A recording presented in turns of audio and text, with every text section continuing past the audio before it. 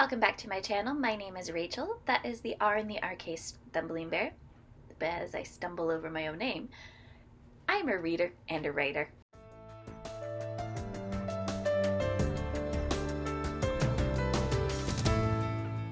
And today I am here to do a series review. I should have probably looked up the name of the series.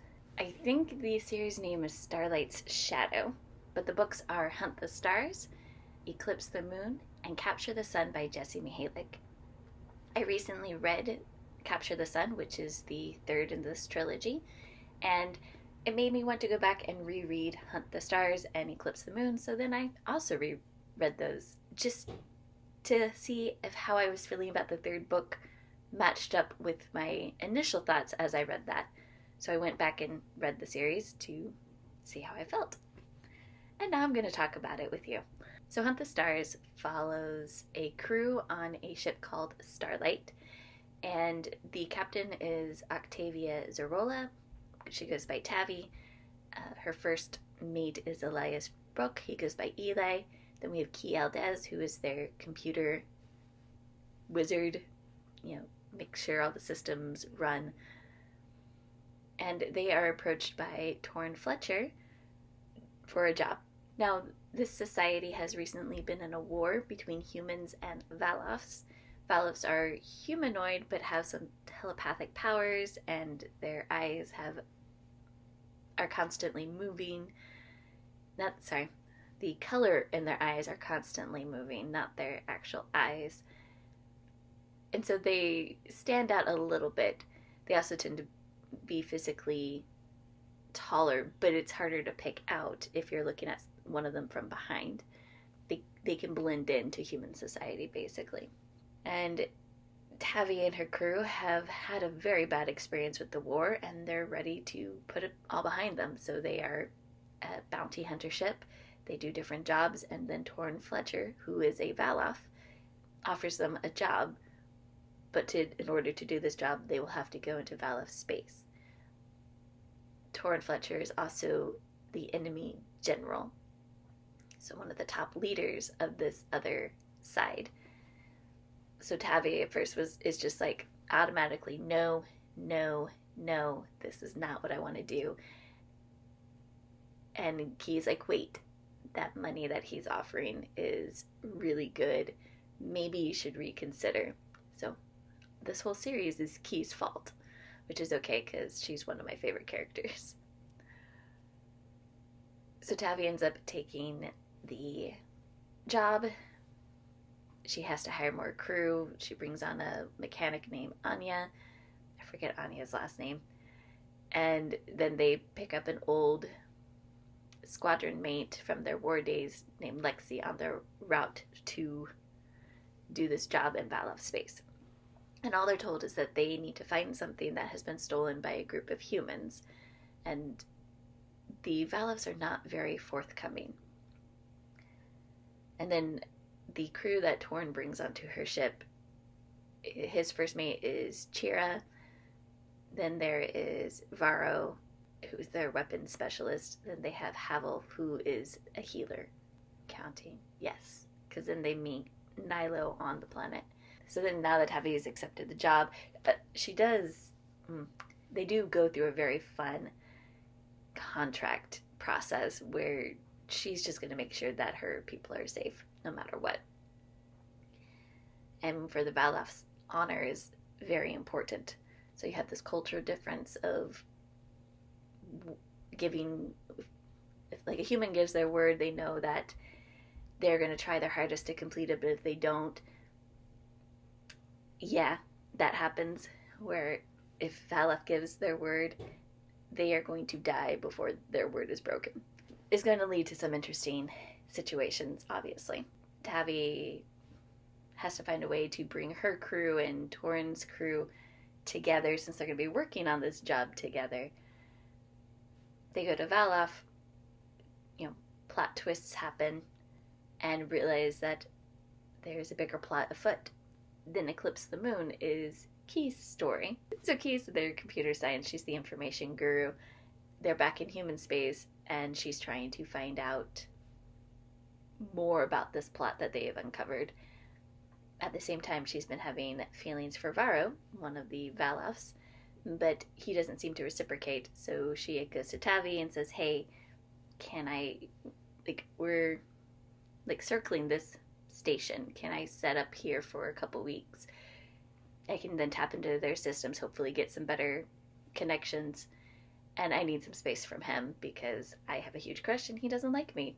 So Tavi reluctantly agrees, and then he goes off to the station and ends up, Varro stayed behind when he found out. So she does end up running into him on station. He's trying to watch her on the down low, and circumstances change things. So then it continues on with the plot. And then the third book, Capture the Sun, follows Lexi. Lexi's not typically with the crew. She does her own bounty stuff. She's a thief. Lexi is a thief. And so Lexi does her own jobs, which Tavi very much is like, no, I'm only taking legal jobs. And Lexi's more like, I'm more flexible on this.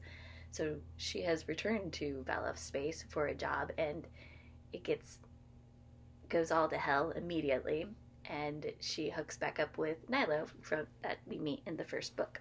While her and Nyla are staying under the radar for her trouble to run its course, then they get word from Tavi and Torin of the events that happen in book 2, and then they make their own plans to end up joining them for the conclusion of the sci-fi story.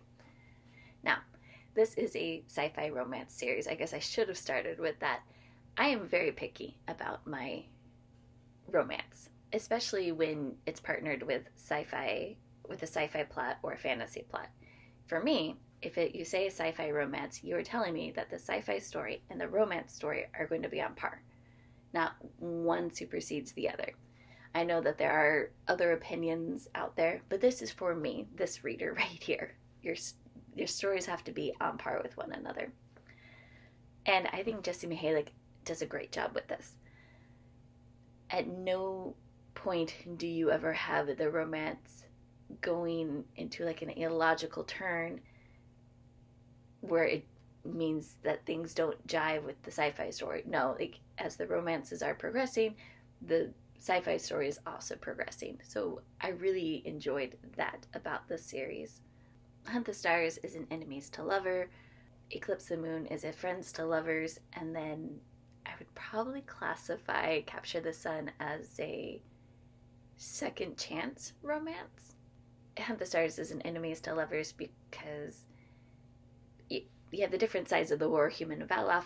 One was Torin was the enemy general, and I didn't say this earlier, but Tavi is considered the hero of Rodini. Her squad ended up blowing up civilians, and that ended up making the two sides actually come together to form a peace treaty. And you find out pretty quickly that her squad did not blow up civilians on purpose. They were sent to blow up what they thought was a military headquarters. And when they found that out there were civilians, probably really spoilering this. Yeah, so when they found out that there were civilians, they tried to abort the mission. And, thanks to people with telepathic powers, and things kind of get known, and Tavi has to say, you tell Torin, you cannot tell anybody this because it puts my people in danger if this gets out. But then, means that Torin, who had thought that Tavi was a war criminal, basically, was like, oh, she's not. And then the attraction that he has felt from the beginning, he is more open to exploring. There's also, in the first book, some power dynamics between the two of them that you get to see play out, and where both characters are very careful about pursuing a relationship when one has more power over the other. So overall, I really enjoyed this book. On the spicy scale, there aren't full-blown sex scenes until the very end of the book, but there are some very hot moments earlier in the book. Probably would not give to a young teenager to read this. This is definitely an adult book. And something that I really like that Mihalik has done in that first book is you kind of see what the romantic pairings are going to be for the future. And it's a lot of fun to kind of then watch those relationships as they are developing basically all at the same time. So it's a very unique thing. And for my brain, who never really likes insta love, this is about as close to that as I would come. I don't mind people going, oh, I'm attracted right away, but when they're like, oh, I love you and I want to spend the rest of my life with you right away, that's a big turnoff. And she doesn't do that. She does let the relationships play out naturally. So then in book 2, which is my favorite, we get Key and Varro. So, as I said before in my synopsis, Key has the hots for Varro, and Varro doesn't seem to be reciprocating. So she wants space, goes to the station, and I think this is a great example of when she ends up telling him, confessing her feelings, that we have two characters who both thought they were showing the other how much they liked one another, but the other one didn't understand. So yes, there's miscommunication, but there's miscommunication because you have two different cultures, and the cultures show affection in different ways. So when they finally have that sit out and talk, it's definitely worth it. Of course, then Varro is a big dummy head and likes to make things a little more complicated. And this is definitely one where vow of honor gets in the way of a lot of their romance. And Key's just like, yeah, I don't care. It's like, that's not as big of a deal as you're making out to me. And other characters are having to tell her, no, this is a bigger deal for them. And having to navigate just different cultures. As I think anyone in a biracial or, multinational relationship can attest, there are times where somebody is going to be very vehement that something is important that isn't important at all to you, and vice versa. So it's a good look at navigating that culture dynamic. Also, I love that Key is neurodiverse. It's never actually said straight out, but the way that she is described, you know that she is neurodiverse. And she's a freaking badass, which is just so much fun. It's nice to see something that Mihalik does really well with the characterization of Key. She uses the kind of characterization of Key's considered weaker physically because she's the computer information person, but that does not mean that she's not a strong woman. Just because, okay, maybe she can't run as far and as long as the other people on the crew, but she has other skills, and when she makes a decision to do something, at one point she thinks Varro is going to contradict her. He goes, no, if you think this is important to do, then it is important. This is definitely a book where intelligence and competence are sexy, and it's really nice to see. They were my favorite book. Really enjoyed their perspectives. Going on to Capture the Sun, this is where I had one qualm. Is, like I said, this whole time, the sci-fi story and the romance is even. And then when we go to Lexi, because Lexi's not with everyone else, and there's a whole bunch of things happening, we also have this divide, and there's a blank spot on the sci-fi part of the story. And we have Nilo and Lexi, who I call them a second chance romance because they had met previously to the first book. There was some issues between them, and then in the first book they worked together. They got to know each other a little bit better, but Lexi's not quite ready to forgive him, and he likes her. So in the third book, when he helps her out of her spot, this is the book where you get more of the sex scenes throughout the book. Still makes sense with the story that's going on. It's nobody's stopping to have sex as they're running away from the law. That's not happening. And I like the romance between Nilo and Lexi, that it's very organic. I mean, both of them also had gone through the war, and Nilo is very much willing to recognize that there's still trauma there that both of them are trying to work through. And so he's very patient with Lexi, who is very bristly I wouldn't say that Nyla's necessarily the sunshine personality, but he's definitely more open to a relationship with her. And Lexi's someone who has just had like one night stands, flings, not actually a relationship. So she's trying to wrap her head around, do I want this? How do I do this? All of that. And like I said, while they're together, they get a message from Tavi and Torin, and then they are kind of getting focused on meeting up with them. But they're not sure at first where in Valif's space they are going to be meeting with Torin and Tavi. And then once they know, then they have to travel there. And I think having Lexi's perspective of the sci-fi story, I felt like there was a gap missing in the sci-fi story. And I realized that this book was purchased as a trilogy. The publishing company really wanted it to be a trilogy, but this really should have been a quartet. We needed Eli's book in between Key and Lexi. And then, yeah, Eli's book would have overlapped with Key's and overlapped with Lexi's, but when Lexi and Nyla get to the planet where they need to meet up with everyone, some of the characters have already been captured, and we don't know why. And I'm like, what was the decision process on this? Also, like I said in the first book, there's kind of a foreshadowing of all the relationships, and it looks like there is a quad relationship going on. And in this book, it's turned into a throuple because another character was added in the second book. So then they're like, oh, well, no, this other character who had been kind of with the quad now is more interested in this person.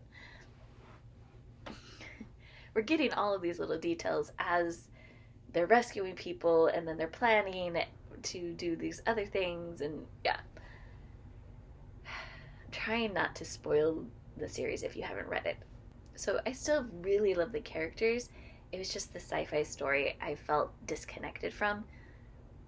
But because of how the sci-fi story wraps up, we need Lexi's book. So that's where I'm like, this needed to be a quartet. There's a book that I feel like we're missing that gives the sci-fi story the full flavor of what's going on. And then I think after this quartet, there needs to be a follow-up book for that last couple that is foreshadowed. Overall, I think that Mihalik does a very good job with characters. They're fun to read, and how they make decisions seems logical. I wasn't ever like, oh my gosh, this is only so we have the romance, or this is only to make the sci-fi thing work. They both seemed very seamless, and I enjoyed that.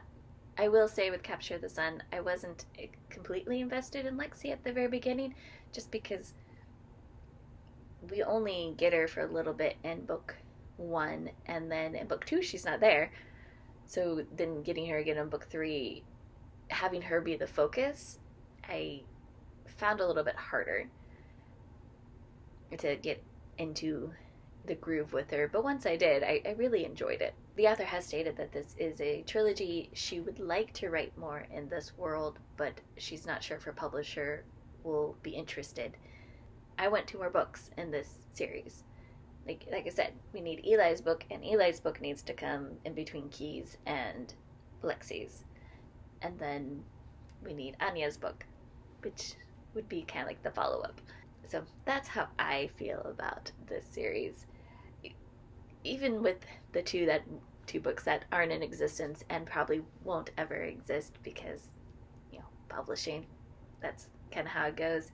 I do think that the sci-fi full arc has been completed, and the 3 couples that we have given are on logical trajectories. And the 3 couples that we have been given are on logical trajectories for their relationships. And Mihalik does kind of keep it open-ended, where you can see that these characters haven't fixed everything in their relationship. They're still working together to have their happily ever after. And I like that. And then for the side characters that I want more of, you do get a little bit of a resolution on kind of where their stories are. and again, maybe hope of where they will be in the future. So as I said at the beginning, I read Capture the Sun and immediately went back to read Hunt the Stars and Eclipse the Moon to see how I felt. And my ratings from the first time I read this did change slightly. Hunt the Stars I didn't like as much, and Eclipse the Moon I still love. I actually love more now. But again, my favorite book. Overall, this series has made me want to go read Mihalik's backlist, which I think just shows to her strength of character and that I enjoyed her sci-fi setting and elements. But I would love to know how you guys feel if you guys have read any of these books. I've tried to keep this as spoiler-free as I possibly can so that I can hear from other people. But yeah, if you have read any of these books or all of these books, I really want to know, what do you think? And if you're going to go into spoilers, just put spoiler before your comments and then let me know. Thank you and have a good day.